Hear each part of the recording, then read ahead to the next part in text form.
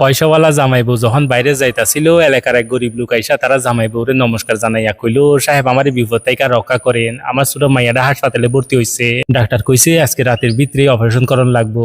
সাহেব হগলে কয় আপনি নাকি কেউ বিপদে পড়লে রক্ষা করেন, দয়া কইরা আমার 1 লক্ষ টাকা দেন, আমি আপনারে পরিশোধ কইরা দিমু, দয়া করে সাহেব রক্ষা করেন, আজকে রাতের ভিতরে অপারেশন না করাইলে আমার মাইয়াটা মইটা যাইবো গা।